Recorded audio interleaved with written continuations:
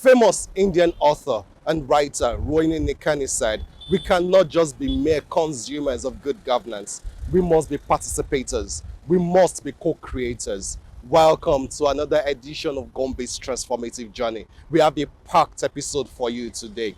We start off with a review of major events and activities during the past week.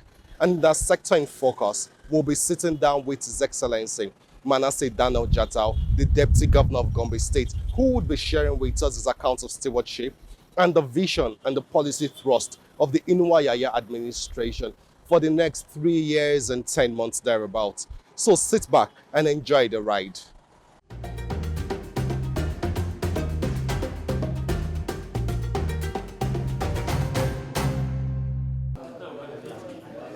The week started with the Gombe State Investors Roundtable.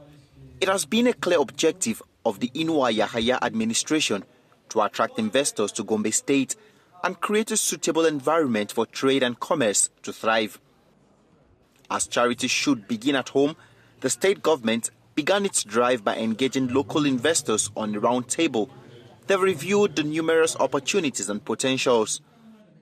Anchored by the United Nations Development Programme, UNDP, the 1,000-hectare Muhammadu Buhari Industrial Park is a major attraction. Indeed, this roundtable on business enabling reform in Gombe State is a good starting point for the work investment promotion because the private sector is critical for advancing development.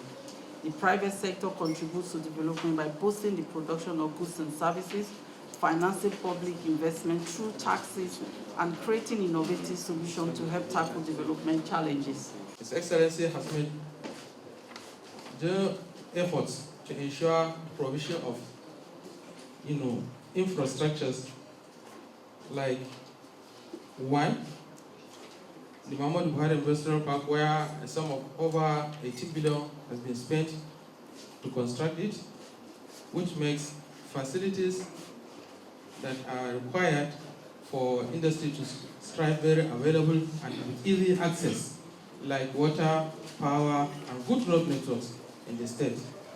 He has also made sure that there is security in the state by creating a Ministry of Internal Security where all security issues are handled by the Commissioner and all issues get direct attention from him, which also makes the state to be ranked as one of the most peaceful states in the Federation, thereby making safe, for businesses to strive. We deliberately targeted people who have manufactured, who have spent money, who have employed, who know what it is to do business in Gombe State, despite whatever it is everybody is saying, you're still here. So what can we do to help you grow? What can we do to reduce your cost of doing business? What can we do to help you expand? The government has invested heavily in the Muhammadu Buhari Park, which is already over 80 to 90% completed. We already have some industries that have already begun to site their businesses in the park.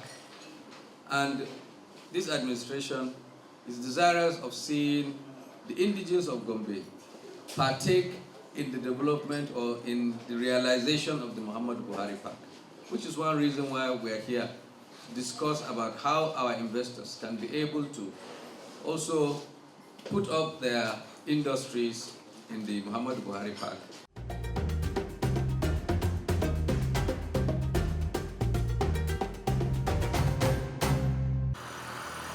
Another major event was the first cabinet meeting after the formation of the State Executive Council. It is a mixed fruit of the old and new. Most of the 17 commissioners are tested and experienced hands, joined by the new commissioners with a proven track record in both private and public service. Governor Inuwa Yahaya shares his vision with his new team. It is an established practice for the Inuwa Yahaya administration to report to the public its performance and involve them in the preparation of each budget cycle. It is a government of continuity. We are not changing. We are not coming as a new government.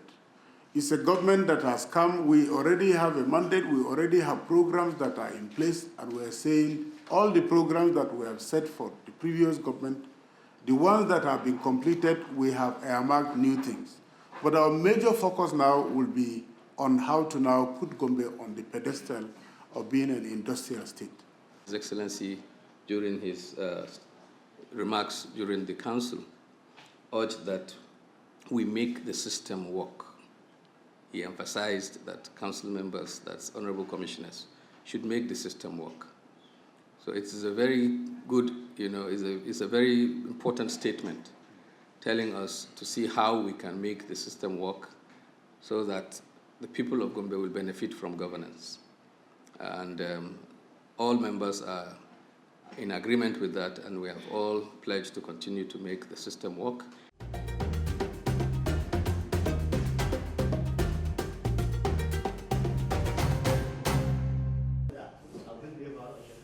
The mindset is that the government is there to serve the people.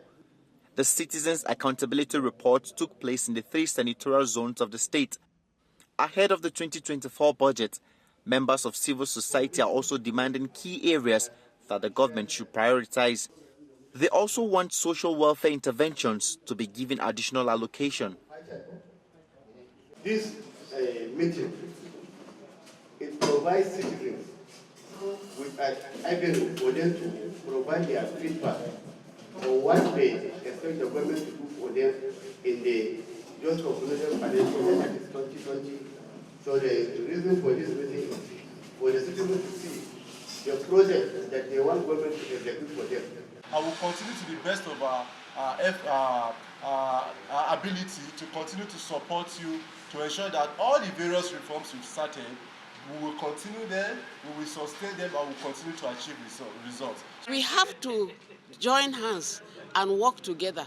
When we civil societies give our own input, I think government should help by appreciating our effort to do what is supposed to do. If government is involved in the workability of this act that has been passed, I'm sure we will have a long way to go. Government has really done well in terms of budgeting and budget performance.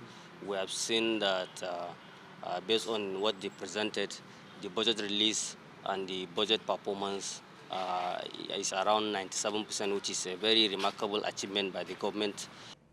Those are some of the major events during the past week.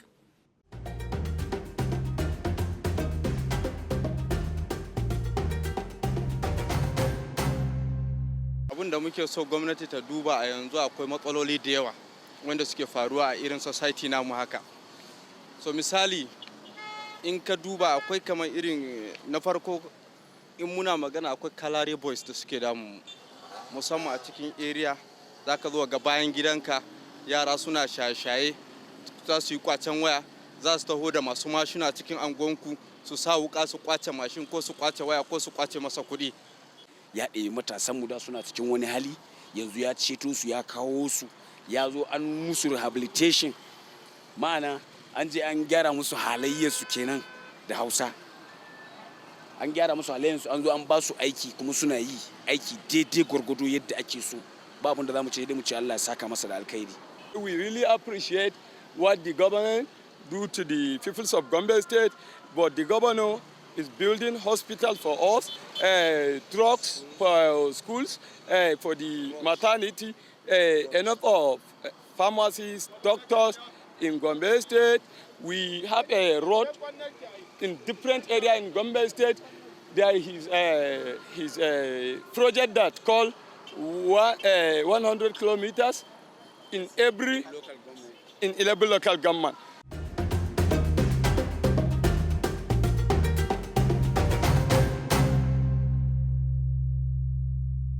Let's look at the 4 years, the first term of the administration. You were instrumental in a whole lot of things. Because people always think that the deputy governor or the vice president doesn't really do much. But we know that in Gombe you were responsible for so many committees. Even when it comes to the boundary, you were responsible for the peace in your Anjesu community. You were interfacing with the Adamawa state government, you did a whole lot of things, more than people would probably assume that a deputy would be involved in. What was your experience in the first 4 years of working with Governor Inuayahaya and serving the people of Gombe State? Well, I think sometimes there's a misconception of what the office of the deputy governor is. But for those of us in the organization, we know that the office of the deputy governor is an extension of the governor's office. So the duties, the assignments that a deputy governor does, although there are a few statutory functions, but most of what the deputy governor does is what His Excellency, his governor, have asked him to do.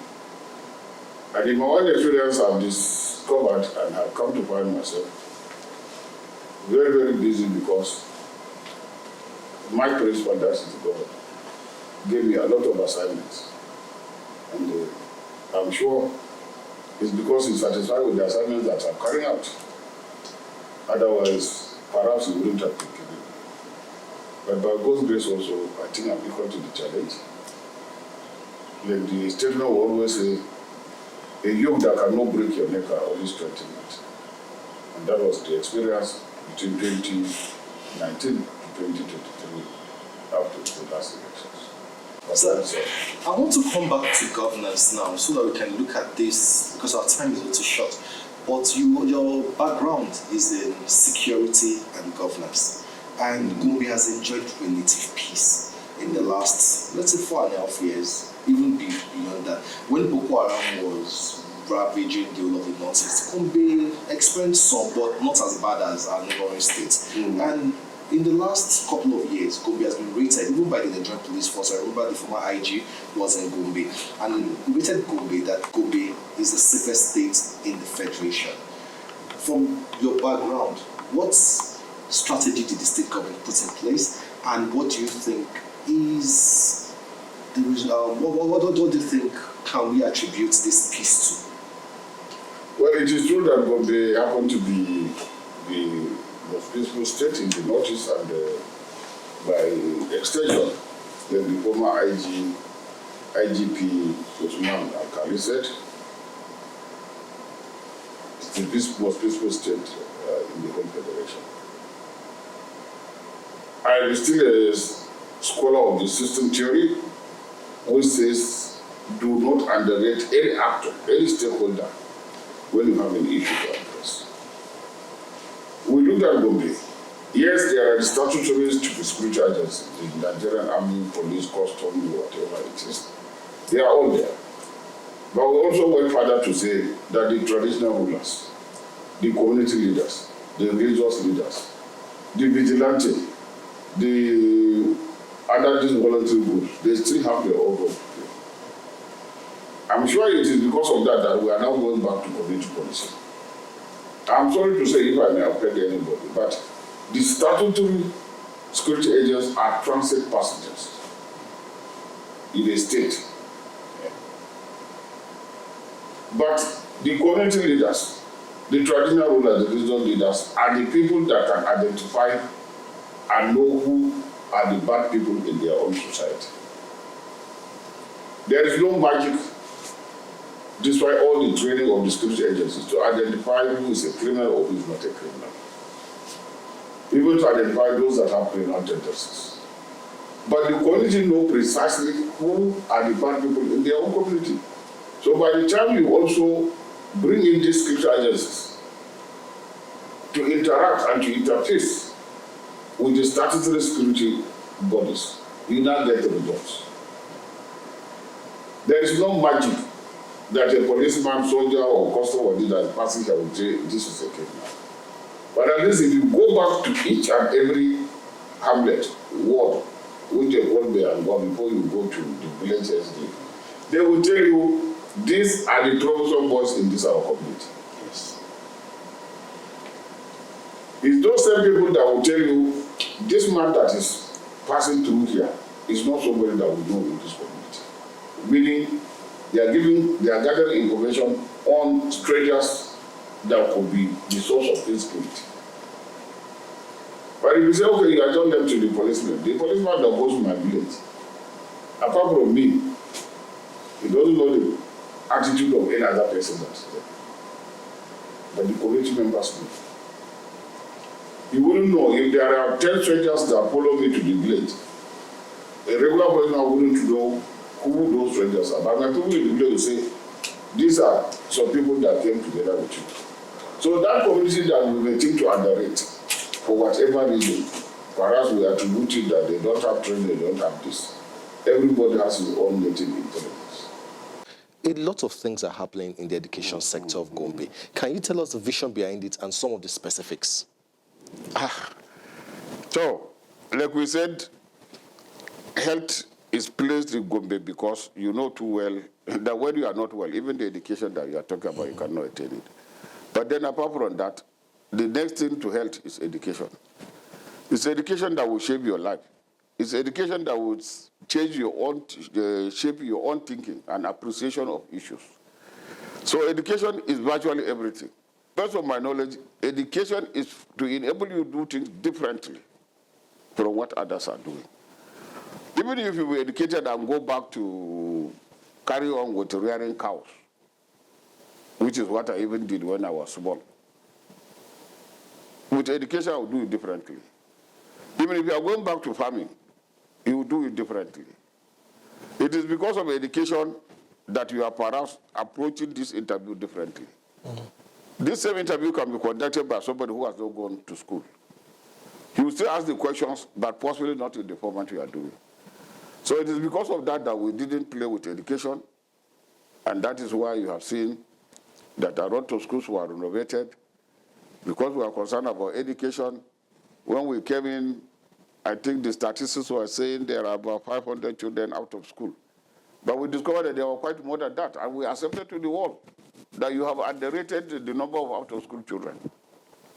We think we have over 700 instead of your own statistics of 500,000. 500,000. And what did we start to do? To reverse the situation by bringing those out-of-school children. And like I earlier said, you cannot achieve everything, but I know that we have greatly reduced the number of out-of-school children. I know not just something of statements. The whole team, the governor, myself, and the SAG and others were at some of these schools where we have brought in people that were not in school back to the class. And that is one of the success of this government. We supervise. We don't just say, go. When we go, we want to make sure that you have gone and you have reached your destination.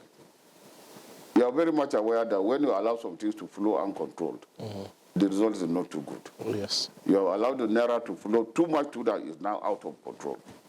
You don't do that. No economy is God-given, and therefore there must be intervention. So what are our own interventions? Even in immunization, whatever assignment we give somebody, you supervise. We supervise, we make sure that it is done. You were involved in the development of the 10-year development plan. You chaired the drive at a certain point. So can you tell us about the investment drive of Gombe State government and some of the plans of the administration to attract wealth to Gombe? Well, I'm so happy that you have asked that particular question. Perhaps people have just asked us, why are we not employing to reduce unemployment? But the reality is, like the Calabar people always tell you, in everything bad, there is something good. When COVID-19 came, I happened to be the chairman after Professor Emeritus Idris Mohammed. After he did for some time, he handed over to me. Then it was during that our era that we were told to tell workers on level 12 and below not to come to work. And at the end of it, I just listened to hear the organization at the local government, at the federal government, or at the state level to say, oh, we are unable to carry our tax because the manpower that stayed at home, level 12 and below, were not around. And then it became obvious that civil service is overstaffed. Whether you take it at the local government level, whether you take it at the federal government level, at the state, you should know that they are overstaffed. Otherwise, why should the whole level of level 12 and below not go to work, and yet nobody is saying, I'm unable to do my work? And we know that employment is also important. But since it is not realistic to employ just for employing sake, we thought that the best way out is to have industries. Because even if you look economic history, we're told that for a nation to develop, it must industrialize. And that was how we came about. The governor came about with the idea that let us take a large piece of land, call it an industrial park, where we will do the little we can do to woo investors so that they can come and establish here. Setting on one factory has so many multiplier effects, but sometimes somebody just say this is just a factory. It's not just the factory, apart from the direct workers that are there. A real factory that is there, you have to have labor for packing. At the time the stages are in early construction, even my sisters that sell kosei or sell akara or sell whatever is, whether dawake or whatever is awara, they will find a place. Because those people that are working there, they have to eat. Have to eat. Then by the time all things are finished, we want to transport, the transporters will come in. And you don't just transport things, you load. Even if you are using a load loader to load, you are still engaging a driver to load.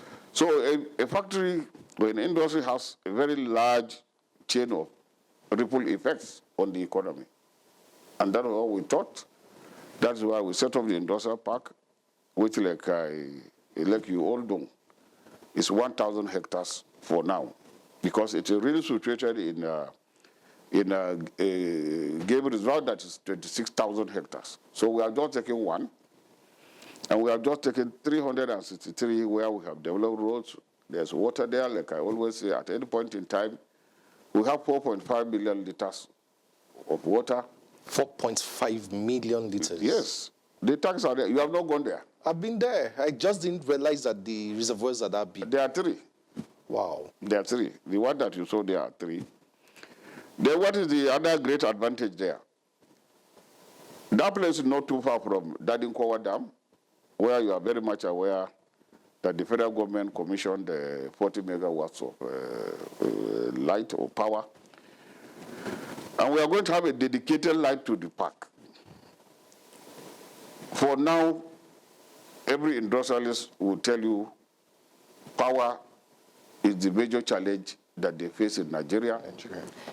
To the extent that a lot of our, some companies in Nigeria are located to Ghana. To the extent that even if they manufacture something in China, despite transportation, if it comes to Nigeria, it will still be cheaper than Nigeria because our cost of production is terrible.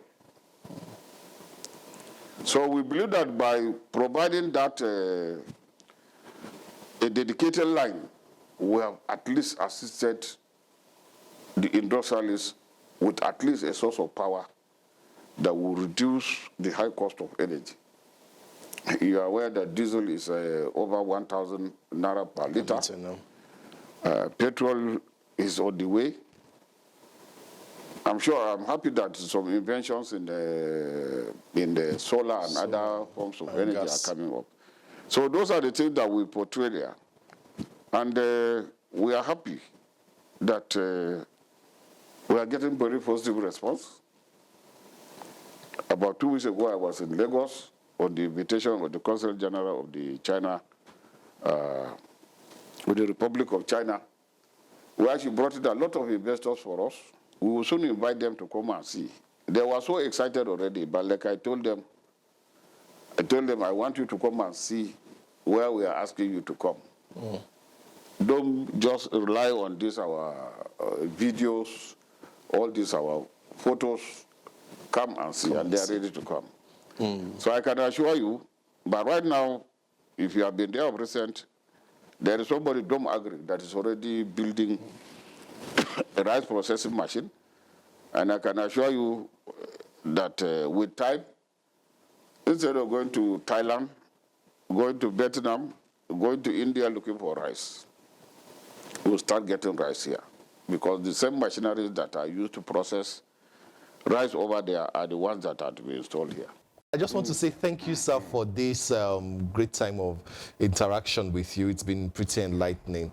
And that's the much we can take on this episode of Gombe's Transformative Journey. Join us again for the concluding part of the program.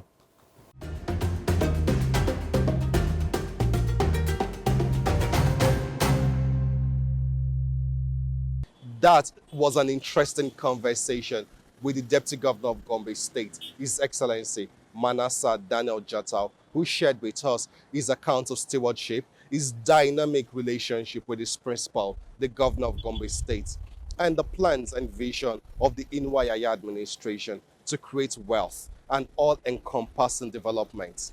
That's how much we can take on this edition of Gombe's Transformative Journey. Do join us again, same time next week.